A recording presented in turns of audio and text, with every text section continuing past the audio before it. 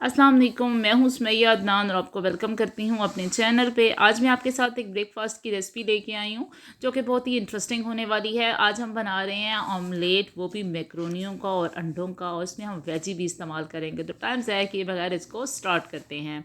तो सबसे पहले जो मेन इंग्रेडिएंट है हमारे पास मैक्रोनियाँ हैं, जिनको मैंने अच्छी तरीके से बॉयल कर लिया है और बॉयल करने के बाद ठंडे पानी से धो लिया ताकि चिपचिपाहट ना रहे।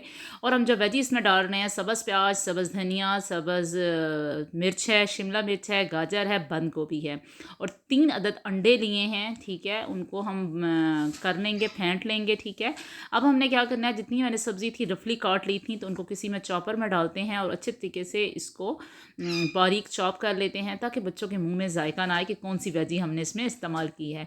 तो अब ने करना क्या है कि जो स्पाइसेस हम इसमें ऐड करेंगे, काली मिर्च है, अपने टेस्ट के अकॉर्डिंग आप इस्तेमाल कर सकते हैं।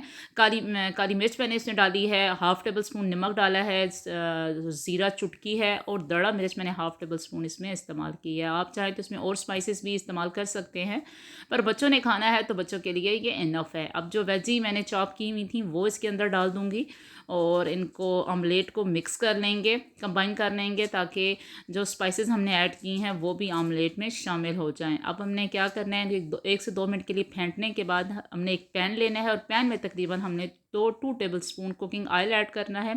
और जैसे ही कुकिंग ऑयल प्री हीट होता है तो हमने क्या करना है कि जो मैक्रोनी हमारे पास पड़ी थी बॉयल हुई हुई, वो मैक्रोनियाँ मैं इस पैन के अंदर डाल दूँगी। ठीक है, अच्छी सी हम इसकी शेप बना देंगे, यानी कि इसको बिल्कुल राउंड शेप दे देंगे और फैला दूंगी सारी मैक्रोनियों को इसके अंदर। आपने आंच बिल्कुल स्लो रखनी है। ठीक है, आपकी आंच तेज़ नहीं होनी चाहिए, बिल्कुल स्लो आंच पे हम ये सारा ऑमलेट कुक करेंगे।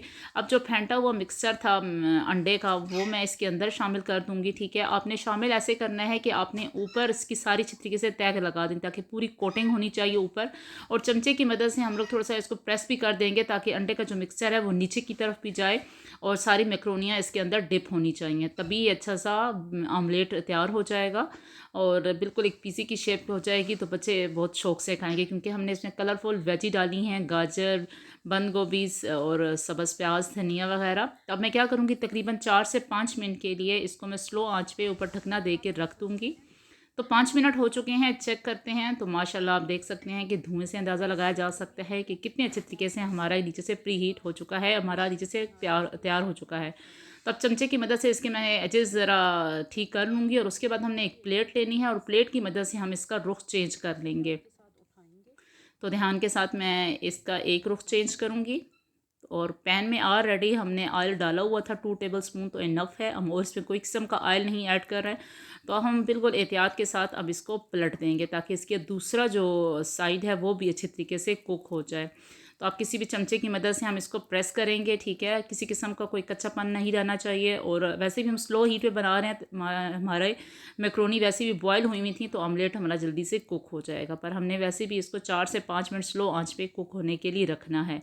तो अब थोड़ा सा मैं इसको प्रेस करती हूँ ताकि नीचे से भी अच्छी सी इसकी गोल शेप आनी चाहिए। अब हमने क्या करना है कि मोज़रेला और चेडर चीज़ दोनों को मैंने चॉप कर लिया है, कद्दूकश कर लिया है। अगर आपके पास नहीं है तो आप स्किप भी कर सकते हैं, पर बच्चों के लिए अगर इंटरेस्टिंग करनी है तो मैं इसके ऊपर थोड़ा सा डाल दूँगी। ठीक है, चॉप की हुई मोज़रेला और चेडर चीज़ दोनों को मैंने कद्दूकश कर लिया था और उसके ऊपर सारा डाल देती हूँ। और इसके अलावा जो हम इसके ऊपर स्पाइसेस ऐड करेंगे, मैं इसके ऊपर दड़ा मिर्च है, ठीक है, हम उसकी थोड़ी सी स्प्रिंकलिंग करेंगे। ज़ीरा अगर आपके पास है तो ज़ीरा की हम थोड़ी सी स्प्रिंकलिंग कर देंगे। और इसके अलावा पिज़्ज़ा सिज़लर, पिज़्ज़ा के जो हम ऑर्गेनिक डालते हैं ऑर्गेनो, वो हम इसके ऊपर स्प्रिंकल करेंगे। इससे अच्छा सा फ्लेवर आ जाएगा पिज़्ज़े वाला और बच्चे बहुत शौक से आपके खाएंगे। उम्मीद करती हूँ आपको रेसिपी बहुत पसंद आएगी। अब इसको मैं तकरीबन फिर 3 से 4 मिनट के लिए स्लो आंच पे ढकना दे के रख देती हूँ।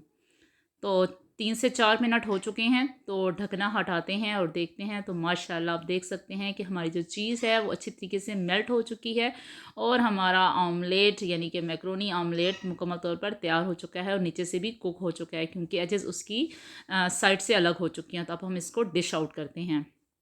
तो मैंने एक प्लेट ले ली है, तो हम प्लेट में इसको आराम से निकालते हैं। तो माशाल्लाह हमने अंडा डाला हुआ था तो ये अच्छे तरीके से कंबाइन हुआ हुआ है। तो उम्मीद करती हूँ आपको रेसिपी बहुत पसंद आएगी। पसंद आए तो प्लीज़ लाइक कीजिए और अपने फ्रेंड्स के साथ शेयर कीजिए। और अगर आप मेरे चैनल पे नए आए हैं तो इसको सब्सक्राइब करना मत भूलिएगा, और मुझे प्लीज़ कमेंट करके बताइएगा कि आपको मेरी रेसिपी कैसी लगी। और बच्चे आपके बहुत ही शौक से खाएंगे और बार बार आपसे ज़िद करेंगे कि हमें ये बना के दें। तो अब बस हमने इसको डिश आउट कर लिया है, तो अब इसको हम अंदर से काट के देखते हैं कि अंदर से इसकी कैसी कंडीशन है। तो मैंने पिज़्ज़ा कटर ले लिया है, तो आपकी मर्ज़ी है जिस शेप में काट दें। तो बस मैं इसके 2 कट लगाती हूँ, ठीक है, एक दरमियान से और एक साइड से, और हम इसको चौकोर शेप में अच्छे तरीके से काट लेते हैं।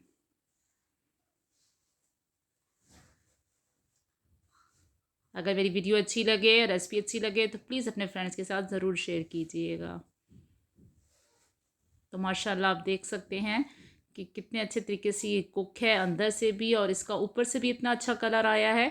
तो आपको मैं नीचे से भी दिखाती हूँ कि इसका नीचे से भी बहुत अच्छे तरीके से ये कुक है दोनों तरफ से। और माशाल्लाह कितना हेल्दी होगा बच्चों के लिए, और कितना कलरफुल है। दुआओं में याद रखिएगा। अल्लाह हाफिज़।